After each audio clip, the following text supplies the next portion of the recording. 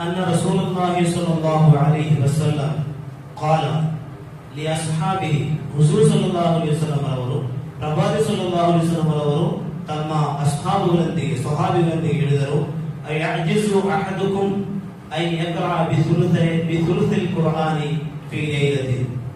ರಾತ್ರಿಯಲ್ಲಿ ಕುರ್ಆನಿನ ಮೂರನೇ ಒಂದು ಭಾಗ ಓದಲಿಕ್ಕೆ ನಿಮಗೆ ಸಾಧ್ಯವಿಲ್ಲವೇ ಅಂತ ಕೇಳ್ತಾರೆ. ಯಾರೊಂದಿಗೆ ಸಹಾಬಿಗಳು ಹೇಳಿದಾಗ ನೀವು ರಾತ್ರಿ ಮಲಗುವಾಗ ರಾತ್ರಿ ಸಮಯದಲ್ಲಿ ಕುರ್ಆನ್ ಮೂರನೇ ಒಂದು ಭಾಗ ನಿಮಗೆ ಓದಬಹುದೇ ಅಂತ ಕೇಳ್ತಾರೆ. ಫಶದ್ದ ದಾಲಿಕ ಅಲೈಹಿಂ, ಆಗ ಅವರು ಅವರ ಅಶಕ್ತತೆಯನ್ನು ಅದೇಗೆ ಸಾಧ್ಯ ಎಂಬ ಒಂದು ಅಶಕ್ತತೆಯನ್ನು ತೋರ್ಪಡಿಸುವ ಹೇಳ್ತಾರೆ. ಕಾಲು ಅಯ್ಯುನ ಯುತೀಕು ದಾಲಿಕ ಯಾ ರಸೂಲಲ್ಲಾಹ್, ನಮಗೆ ಅದು ಹೇಗೆ ಸಾಧ್ಯವಾಗುತ್ತದೆ? ಒಂದು ರಾತ್ರಿಯಲ್ಲಿ ಕುರ್ಆನ್ ಮೂರನೇ ಒಂದು ಭಾಗ ಓದುವುದು ಹೇಗೆ?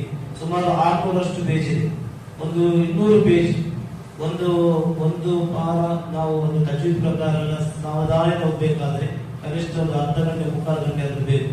ಅಂದ್ರೆ ಇದು 10 ಪಾರ ಓದ್ಬೇಕು ನಾವು ರಾತ್ರಿಯಲ್ಲಿ ಕುಳಿತು. ಆಗ ಎಷ್ಟು ಗಂಟೆ ಬೇಕಾಗಬಹುದು? ಆಗ ಸ್ವಹಾಬಿಗಳು ಹೇಳಿದ್ರು ಅಯ್ಯಿನ ಯುತೀಕು ದಾಲಿಕ ಯಾ ರಸೂಲಲ್ಲಾಹ್, ನಮಗೆ ಅದು ಹೇಗೆ ಸಾಧ್ಯ ಅಂತ ಕೇಳ್ತಾರೆ. ಆಗ ಪ್ರವಾದಿ ಸಲ್ಲಲ್ಲಾಹು ಅಲೈಹಿ ವಸಲ್ಲಂ ಹೇಳುತ್ತಾರೆ ಕುಲ್ ಹುವಲ್ಲಾಹು ಅಹದ್ ಅಲ್ಲಾಹು ಸಮದ್ ಸುಲುತುಲ್ ಕುರ್ಆನಿ ರವಾಹುಲ್ ಬುಖಾರಿ. ಕುಲ್ ಹುವಲ್ಲಾಹು ಅಹದ್ ಓದುವುದು ಅದು ಕುರ್ಆನ್ ಮೂರನೇ ಒಂದು ಭಾಗವಾಗಿದೆ.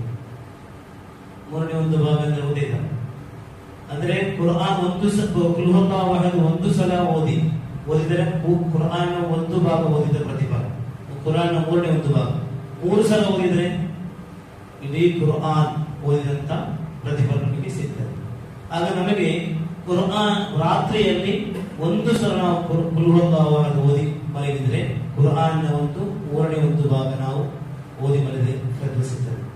ಏನು ಹೇಳಿದ್ರೆ ನಾವು ನೋಡಿ, ಕುರ್ಆನ್ ಖತಮ್ ಮುಗಿಸುವಾಗ ಮೌಲಿದ್ ಮಜ್ಲಿಸ್ನಲ್ಲಿ ಏನಾದರೂ ದುಆ ಇದ್ರೆ ನಾವೇನ್ ಮಾಡ್ತೇವೆ? 3 ಕುಲ್ ಹುವಲ್ಲಾಹು ಅಹದ್ ಓದ್ತೇವೆ. ಯಾಕೆಂದ್ರೆ 3 ಸಲ ಓದಿದ್ರೆ ಇಡೀ ಕುರ್ಆನ್ ಓದಿದ ಪ್ರತಿಫಲ ಸಿಗ್ತದೆ. ನಾವೇನ್ ಮಾಡಬೇಕು? ಪ್ರತಿದಿನ ಮಲಗುವಾಗ ಕುಲ್ ಹುವಲ್ಲಾಹು ಅಹದ್ 3 ಬಾರಿ, ಕುಲ್ ಹುವಲ್ಲಾಹು ಅಹದ್ ಕುಲ್ ಫಲಕ್, ಇದನ್ನು ಕನಿಷ್ಠ ನಾವು ಜೀವನದ ಮರಣವರೆಗೆ ಇದನ್ನು ನಾವು ರೂಢಿಸಿಕೊಳ್ಬೇಕು.